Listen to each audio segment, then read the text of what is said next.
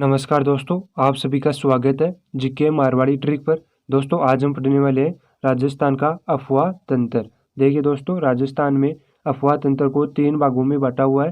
पहला है अरब सागर में गिरने वाली नदियाँ, दूसरा है अंतः प्रवाह वाली नदियाँ और तीसरा है बंगाल की खाड़ी में गिरने वाली नदियाँ। तो दोस्तों इस वीडियो में हम केवल अंतः प्रवाह वाली नदियाँ ही पढ़ेंगे और इन दोनों के अलग अलग वीडियो और बनाएंगे।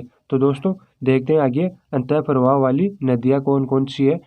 आंतरिक प्रवाह की नदियाँ, देखिए दोस्तों आंतरिक प्रवाह की नदियाँ उन नदियों को कहते हैं जिनका उद्गम होता है लेकिन विसर्जन नहीं होता है। विसर्जन मतलब कि वो कोई तालाब या फिर कोई समुद्र में जाकर नहीं गिरती है, वो रेतीली मिट्टी में ही विलुप्त हो जाती है, वो आंतरिक प्रवाह की नदियाँ कहलाती है। और देखिए दोस्तों पूरे विश्व में सिर्फ राजस्थान में ही आंतरिक प्रवाह तंत्र पाया जाता है। नेक्स्ट है, देखिए दोस्तों आंतरिक प्रवाह की नदियाँ कौन कौन सी है। काकनेय नदी, कांतली नदी, साबी नदी, मेंथा नदी, रूपनगढ़ नदी, घग्गर नदी और रूपारेल नदी, ये सभी आंतरिक प्रवाह की नदियाँ हैं। अब देखिए दोस्तों ये एक ट्रिक है, काकासा में रुघुरु गांव गया था। काकासा में रुघुरु गांव गया था। तो दोस्तों इससे भी आप बढ़िया अगर ट्रिक बना सकते हो तो आप अपनी ट्रिक बनाओ ताकि आपको जल्दी याद हो जाए। अब देखिए दोस्तों प्रत्येक नदी को विस्तार से देखते हैं। काकनेय नदी, अब देखिए दोस्तों इसके उपनाम है काकनी नदी और मसूरदी नदी। देखिए दोस्तों ये आंतरिक प्रवाह की सबसे छोटी नदी है, केवल 17 किलोमीटर में इसका प्रवाह क्षेत्र है और इसका उद्गम स्थल है कोटरी गांव जैसलमेर में। कोटरी गांव जैसलमेर में काकनेय नदी का उद्गम स्थल है और ये विलुप्त होती है मीठा खाड़ी में, वो भी जैसलमेर में ही है। और दोस्तों इस पर भुज झील भी बनी हुई है। भुज झील किस नदी पर बनी हुई है? काकनेय नदी पर भुज झील बनी हुई है और ये काकनेय नदी जैसलमेर में प्रवाह होती है। देखिए दोस्तों नेक्स्ट नदी देखते हैं। अब है कांतली नदी और कांतली नदी के उपनाम है मौसमी नदी और कांडली नदी। और देखिए दोस्तों आंतरिक प्रवाह नदियों में पूर्णतः बहाव के हिसाब से सबसे लंबी नदी है, 100 किलोमीटर लंबी नदी है कांतली नदी। और कांतली नदी का उद्गम स्थल है खंडेला की पहाड़ियाँ सीकर में और कांतली नदी का प्रवाह क्षेत्र कहलाता है तोरावटी प्रदेश। कांतली नदी पर गणेश्वर सभ्यता है। और देखिए दोस्तों यहाँ पर ये झुंझुनू को 2 भागों में बांटती है और ये चूरू जिले के सीमा पर जाकर विलुप्त हो जाती है। और देखिए दोस्तों बीकानेर और चूरू जिले में कोई नदी नहीं है। नेक्स्ट है, अब है साबी या फिर साहिबी नदी।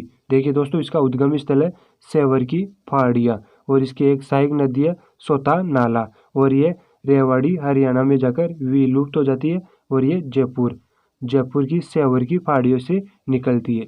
नेक्स्ट है, अब है मेहनता नदी और मेहनता नदी का उद्गम स्थल है मनौरपुरा की गांव की पहाड़ियाँ जयपुर में। और देखिए दोस्तों मेहनता नदी विलुप्त होती है सामर झील में और उद्गम स्थल है मनौरपुरा गांव की पहाड़ियाँ जयपुर। और दोस्तों इसी नदी पर लूणवा जैन तीर्थ स्थल भी है। नेक्स्ट है, अब है घग्गर नदी और घग्गर नदी के उपनाम है सरस्वती नदी, नट नदी, लेटी हुई नदी या फिर सोतर नदी या फिर मृत नदी, ये सभी घग्गर नदी के उपनाम है। और घग्गर नदी का उद्गम स्थल है शिवालिक पहाड़ियाँ हिमाचल प्रदेश में और ये विलुप्त होती है पोर्ट अब्बास में ये विलुप्त हो जाती है पाकिस्तान में। और देखिए दोस्तों ये राजस्थान में तलवाड़ा गांव हनुमानगढ़ में प्रवेश करती है और तलवाड़ा झील भी राजस्थान की सबसे निचली झील है जो कि घग्गर नदी पर बनी हुई है। और देखिए दोस्तों इसे स्थानीय नाम भी दिया गया है हनुमानगढ़ और गंगानगर में इसे नाली या फिर पाट कहा जाता है इसके प्रवाह क्षेत्र को। और देखिए दोस्तों ये आंतरिक प्रवाह की सबसे लंबी नदी है। यहाँ पर देखिए आंतरिक प्रवाह की सबसे लंबी नदी है और इसे राजस्थान का शोक भी कहा जाता है और इसी पर कालीबंगा सभ्यता भी स्थित है। नेक्स्ट है, अब है रूपनगढ़ नदी और रूपनगढ़ नदी का उद्गम स्थल है किशनगढ़ की पहाड़ियाँ और ये विलुप्त होती है सामर झील में होती है और इसका उद्गम स्थल है किशनगढ़ की पहाड़ियाँ। और दोस्तों इसी नदी पर निम्बारक संप्रदाय की प्रमुख पीठ है सलेमाबाद, वो भी रूपनगढ़ नदी पर है। नेक्स्ट है, अब है रूपारेल नदी और इसके उपनाम है लसवारी नदी और वराह नदी। और देखिए दोस्तों, इसका उद्गम स्थल है उदयनाथ की फाड़िया अलवर में। रूपारेल नदी का उद्गम स्थल है उदयनाथ की फाड़िया अलवर में, और ये विलुप्त होती है कुशलपुर गांव भरतपुर में। और इसी नदी पर सीकरी बांध और मोती झील भी बने हुए हैं रूपारेल नदी पर, और वो भी भरतपुर में।